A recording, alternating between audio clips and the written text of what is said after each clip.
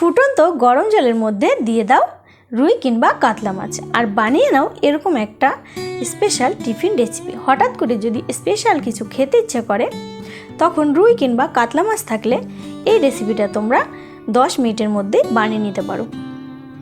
রেসিপিটাকে perfectly করার জন্য থাকছে অনেক টিপস অ্যান্ড ট্রিক। আচ্ছা, ড্রিম কিচেন উইথ ভিলেজ ফুডের নতুন একটা রেসিপিতে তোমাদের সবাইকে স্বাগত জানিয়ে আমার নতুন রেসিপিটা শুরু করছি। আশা করছি তোমাদের খুব ভালো লাগবে।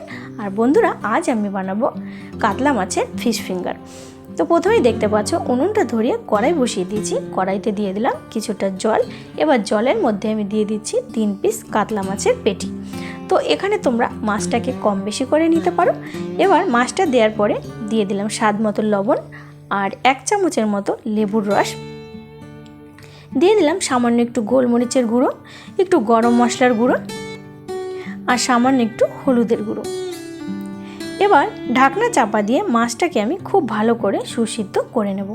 আর আমি যতটা জল দিয়েছি জলটাকে কিন্তু একদম শুকিয়ে ফেলবো। তো দেখতেই পাচ্ছ সমস্ত মশলার সাথে মাছটাকে খুব ভালো করে আমি একটু নেড়ে চেড়ে নিলাম। আচ্ছা, এবার ঢাকনা চাপা দিয়ে মাছটাকে আমি খুব ভালো করে সেদ্ধ করে নিয়েছি। মাছটা কিন্তু খুব ভালোভাবে সিদ্ধ হয়ে গেছে আর জলটাও কিন্তু শুকিয়ে গেছে। এবার পুরো মাছটাকে আমি তুলে নিলাম। আচ্ছা, এবার মাছটাকে আমি একটু ঠান্ডা করে নিয়ে দেখো এভাবে ভেঙে নেব। আর কাটা চামচের সাহায্যে এইভাবে করবে, দেখবে খুব সহজে হয়ে যায়। আর মাছের মধ্যে যে কাটা, সেই কাটাগুলোকে আমি আলাদাভাবে বার করে নেব।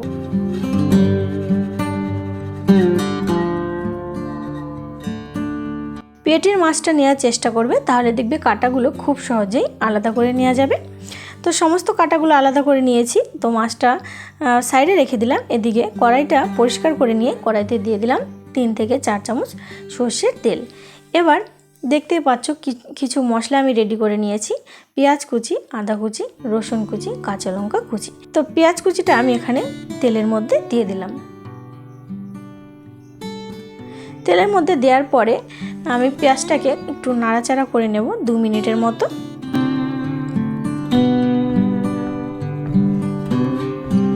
বন্ধুরা, পেঁয়াজটা যখন হালকা একটু নরম নরম হয়ে আসবে তখন আমি সমস্ত মশলাগুলো পেঁয়াজের মধ্যে দিয়ে থাকবো। আর রেসিপিটা তোমরা অবশ্যই প্রথম থেকে শেষ পর্যন্ত দেখো, নাহলে কিন্তু বুঝতে পারবে না। আচ্ছা, এবার দিয়ে দিলাম কাঁচা লঙ্কা, রসুন আর আদা কুচি। তো এটা দেওয়ার পরেও একটু হালকা করে ভেজে নেব, খুব বেশি ভাজার কিন্তু একদমই দরকার নেই। এদিকে আমি একটা আলু আগে থেকে সেদ্ধ করে নিয়েছিলাম। সেই আলুটাকে আমি খুব ভালো করে দেখো একটু ভেঙে নিয়েছি। আলুটাকে আমি এই মশলার মধ্যে দিয়ে দিলাম। মশলার মধ্যে দেওয়ার পরে খুব ভালো করে পেঁয়াজ রসুনের সাথে আলুটাকে মিশিয়ে নেব।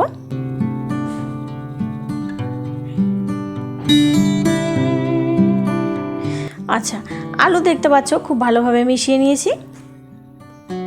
এবার আমি যে মাছটা কাটা ছাড়িয়ে রেখেছিলাম সেই মাছটা এবার দিয়ে দেব। তো মাছ দেওয়ার পরে কিন্তু খুব বেশি ভাজার একদমই দরকার নেই।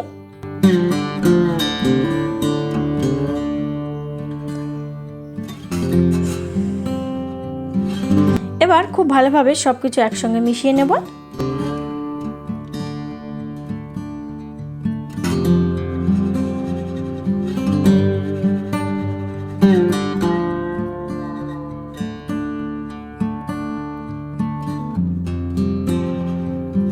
এবার সবশেষে দিয়ে দিলাম একটু জিরে, শুকনো লঙ্কা আর গোটা ধনে একসঙ্গে শুকনো খোলায় ভেজে আমি গুঁড়ো করে নিয়েছিলাম, সেই মশলাটা 1 চামচ দিয়ে দিলাম। এবার পুরো মাছের পুরটাকে আমি নামিয়ে নিলাম, ঠান্ডা করে নেব। আর এদিকে দেখো নিয়েছি একটা কাঁচা ডিম। প্লেটের মধ্যে ডিমটাকে ভেঙে নিচ্ছি। আচ্ছা, ডিমটাকে দেখো খুব ভালোভাবে আমি গুলিয়ে নেব। আর এর মধ্যে দিয়ে দেব সামান্য একটু গোলমরিচের গুঁড়ো আর সামান্য একটু লবণ। খুব ভালোভাবে মিশিয়ে নেব ডিমের সাথে।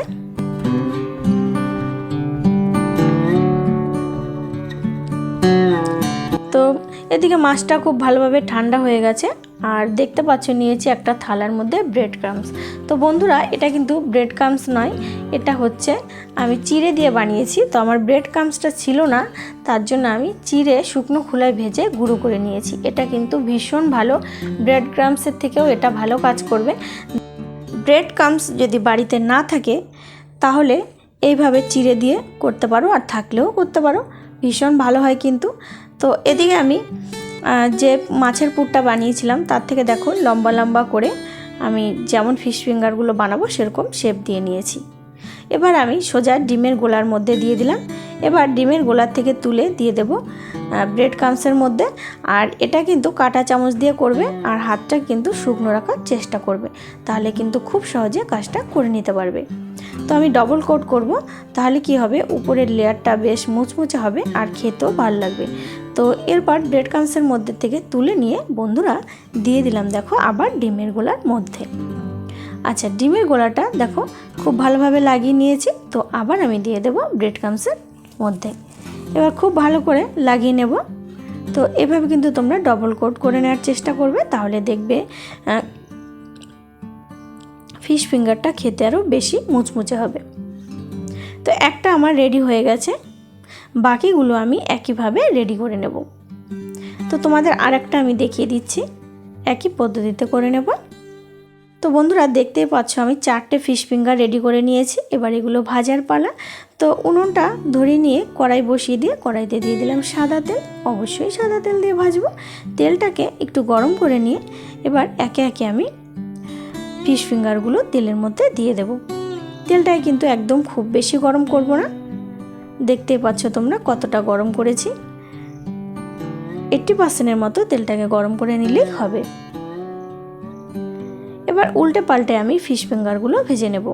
খুব বেশি সময় কিন্তু এগুলো ভাজতে লাগে না, 2-3 মিনিটের মধ্যেই দেখবে খুব সুন্দর করে ভাজা হয়ে যায়। তো এর মধ্যে আমি 4টে ফিশ ফিঙ্গার দেখো গোল্ডেন ব্রাউন করে ভেজে নিয়েছি। এবার তেল ছেঁকে আমি তুলে নিচ্ছি। তো বন্ধুরা দেখতেই পাচ্ছ কতটা সুন্দর লাগছে দেখতে। তো দেখতে যতটা সুন্দর, খেতে কিন্তু আরও বেশি সুস্বাদু হয়েছিল। তোমরা কিন্তু বাড়িতে রুই কাতলা মাছ থাকলে কিংবা যে কোনো মাছ দিয়ে তোমরা রেসিপিটা বানাতে পারো। দোকান দিয়ে এক গাদা টাকা নষ্ট করে ফিশ ফিঙ্গার কিনে না খেয়ে এইভাবে তোমরা বাড়িতে বানাতে পারো। তো বাড়িতে বানালে খেতেও সুস্বাদু হবে, আর তোমরা অনেকগুলোও বানাতে পারবে। একইভাবে আমি সমস্ত ফিশ ফিঙ্গারগুলো ভেজে নেব তেলের মধ্যে দিয়ে। তো এই 3টে আমার অলরেডি ভাজা হয়ে গেছে, তেল ছেঁকে তুলে নিচ্ছি। তো বন্ধুরা সমস্ত ফিশ ফিঙ্গারগুলো কিন্তু আমার রেডি হয়ে গেছে। তো এত সুন্দর একটা দুর্দান্ত রেসিপি তোমাদের কেমন লাগলো অবশ্যই কিন্তু লাইক করে দিও, আর কমেন্ট করে জানিও। তোমরা লাইক কমেন্ট করলে কি হয়, নতুন নতুন ভিডিও করার ভীষণ উৎসাহ বাড়ে। আমার ছোট্ট পরিবারে যদি নতুন বন্ধু হয়ে থাকো অবশ্যই চ্যানেলটি সাবস্ক্রাইব করে নিয়ে পাশে থাকা বেল আইকন অন করে আমার ছোট্ট পরিবারের পাশে থেকো, আর বন্ধুদের মধ্যে শেয়ার করো। অলরেডি যারা চ্যানেলটি সাবস্ক্রাইব করে নিয়েছো তোমাদের অসংখ্য ধন্যবাদ। নতুন একটা রেসিপিতে দেখা হচ্ছে বন্ধুরা, বাই।